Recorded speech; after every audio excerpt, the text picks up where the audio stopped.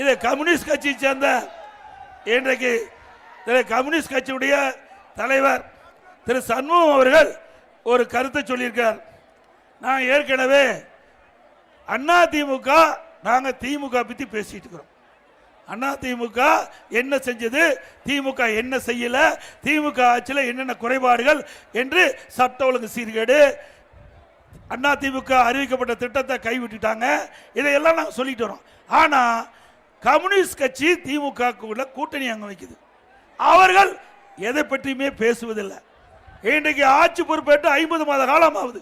திமுக கூட்டணியில் அங்கம் வைக்கின்ற இந்த கம்யூனிஸ்ட் கட்சி, இடது கம்யூனிஸ்ட் கட்சி ஏதாவது இந்த மக்கள் பிரச்சனைக்காக போராட்டம் நடத்தியிருக்காங்களா? இல்ல இந்த அரசாங்கத்தை எதிர்த்து குரல் கொடுத்திருக்காங்களா? இன்றைக்கு மௌனமா இருந்துகிட்டு என்னை பற்றி பேசுறார் எடப்பாடி பழனிசாமி அவர்களே. நீங்கள் எத்தனை போராட்டம் நடத்தி சொல்லியிருக்கிறாரு. அவரிடத்தில் சொல்றோம், அண்ணா திமுக பல்வேறு போராட்டங்களை முன்னெடுத்து நடத்தி இருக்குது. நீ பாத்தீங்கன்னா 122 போராட்டம் அண்ணா திமுக ஆர்ப்பாட்டம் போராட்டம், 122 ஆர்ப்பாட்டம் போராட்டம் திராவிட முன்னேற்ற கழகத்தை எதிர்த்து நாங்கள் நடத்தி இருக்கிறோம். நீங்க திமுக ஆட்சி இன்னைக்கு விவசாயிகளுக்கு விரோத ஆட்சியா செயல்பட்டு இருக்குது. இன்னைக்கு பாத்தீங்கன்னா விவசாயிகள் தொடக்க வேளாண்மை கூட்டுறவு வங்கியில கடன் பெறுந்தாங்க, எளிமையா கடன் வாங்கிட்டு இருந்தாங்க.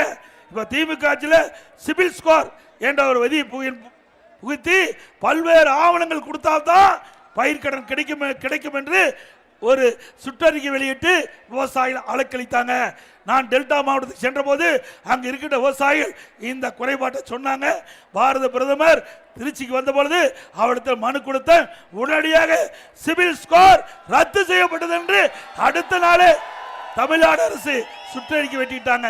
நான் டெல்டா மாவட்டம் திருவாரூர் இருக்கும் போது திரு சண்முகம் அவர்கள், இந்த கம்யூனிஸ்ட் கட்சி தலைவர் அவர்கள் திருத்துறைப்பூண்டியில் இருந்தார். அங்க டெல்டா மாவட்டத்துக்கு போனீங்க, அப்ப விவசாய குறைகளை கேட்டு இதற்காக போராட்டம் நடத்தது உண்டுங்களா? இல்ல விவசாயிகளுக்காக போராட்டம் நடத்திருக்காரா? இந்த ஏழை மக்கள் விலைவாசி உயர்ந்து போச்சு, அதை எதிர்த்து இந்த அரசாங்கத்தை எதிர்த்து போராட்டம் இருக்காரா? இன்றைக்கு விண்ணை முட்டுகின்ற அளவுக்கு விலைவாசி உயர்ந்துட்டு, அரிசி விலை உயர்ந்து போச்சு.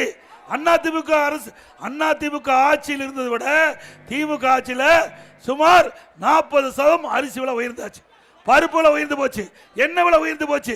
இப்படி ஏழை எளிய தாழ்த்தப்பட்ட மக்கள் விலைவாசி உயர்வால் பாதிக்கப்படுறாங்க. அதற்காக இந்த கம்யூனிஸ்ட் தலைவர் போராட்டம் நடத்தியிருக்கிறாரா அரசாங்கத்தை எடுத்து? இன்றைக்கு தூய்மை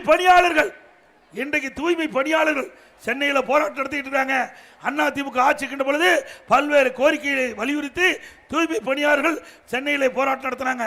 அப்பொழுது எதிர்க்கட்சி தலைவராக இந்த ஸ்டாலின் அவர்கள் அந்த போராட்டத்திலே போய் கலந்துக்கிட்டு திமுக ஆட்சிக்கு வந்தோடனே உங்களுடைய கோரிக்கைகள் நிறைவேற்றப்படும் என்று வாக்குறுதி கொடுத்தீங்க. தேர்தல் அறிக்கையிலையும் தூய்மை பணியாளர் கோரிக்கை ஏற்கப்படும் என்று அந்த வாக்குறுதியில் கொடுத்தீங்க. இப்போ அந்த வாக்குறுதியை நிறைவேற்ற வேண்டும் என்று தூய்மை பணியாளர்கள் சென்னை மாநகராட்சியில் போராட்டம் நடத்தி கொண்டிருக்கின்றார்கள். இப்பொழுது அதை ஸ்டாலின் கண்டுகொள்ளவில்லை. ஒருவர் கண்ணீரோடு வலைதளத்தில் அந்த செய்தி வெளியிட்டிருக்கிறாங்க. இப்படிப்பட்ட அரசாங்கம் இருக்கின்றது. இதற்கு ஏதாவது கம்யூனிஸ்ட் கட்சி தலைவர் போராட்டம் நடத்துறாரா? 5 நாட்கள் தூய்மை பணியாளர் சென்னையிலே போராட்டம் நடத்தி கொண்டிருக்கின்றார். நீங்க வேடிக்கை பார்த்துட்டு இருக்கிறீங்க. கம்யூனிஸ்ட் கட்சி எல்லாம் கழுத தேஞ்சு கட்டர்பான கதையாத்தான் இன்னைக்கு கம்யூனிஸ்ட் இருக்குது. கம்யூனிஸ்ட தேடி பார்க்க வேண்டிய நிலை ஆகி போச்சு. ஆக திரு கம்யூனிஸ்ட் கட்சி தலைவர்களே, நீங்கள் எண்ணி பார்க்க வேண்டும். நீங்க ஒரு போராட்டத்தில் கலந்துக்கிட்டீங்க. அப்போ பேட்டி கொடுக்கும் போது திமுக ஆட்சியில் 98% அவள் கோரிக்கை நிறைவேற்றப்பட்டதா சொன்னாங்க. அவர்கள் அறிவித்த திமுக அறிவித்த தேர்தல் அறிக்கைகளுக்கு 98% நிறைவேற்றப்பட்டதா சொன்னாங்க. அப்ப கேள்வி கேட்கும் போது எங்க 98% நிறைவேற்றினாங்க அப்படின்னு நீங்களே எடுத்து கேள்வி கேட்டீங்க. அது மட்டும் இல்ல, இன்றைக்கு அனைத்து இந்திய அண்ணா திராவிட முன்னேற்ற கழகம் இன்னைக்கு திமுக பற்றி விமர்சனம் செஞ்சா இவர்களுக்கு ஏன் கோவம் வருது? கிராமத்தில் சொல்லுவாங்க, தென்னை மரத்தில் தேல் கொட்டினா பனை மரத்தில் நெறி ஏறும்பாங்க, தென்னை மரத்தில் தேல் கொட்டினா பனை மரத்தில் நெறி கட்டுவாங்க. அப்படி திமுக பத்தி அண்ணா திமுக கட்சி சேர்ந்த எதிர்கட்சி தலைவர் பேசுகின்ற பொழுது உங்களுக்கு ஏங்க கோபம் வருது? உங்களுக்கு ஏங்க எரிச்சு போடுறீங்க? திரு கம்யூனிஸ்ட் கட்சி தலைவர்களே, உங்களை திராவிட முன்னேற்ற கழகம் கொஞ்சம் கொஞ்சமா விழுங்கிட்டு இருக்குது. நீங்க சிந்தித்து பார்க்க வேண்டும். உங்களிடத்திலே ஏற்கனவே இருந்த கம்யூனிஸ்ட் கட்சி தலைவர்களாம் மக்களுக்காக பாடுபட்டாங்க.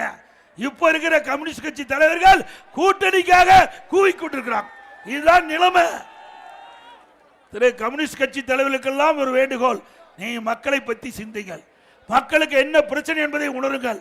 அதை நீங்கள் செயல்படுத்தினால்தான் உங்களை மக்கள் மதிப்பார்கள் என்பதை மட்டும் நீங்கள் எண்ணி பார்க்க வேண்டும் என்று அன்போடு இந்த நேரத்தில் கேட்டு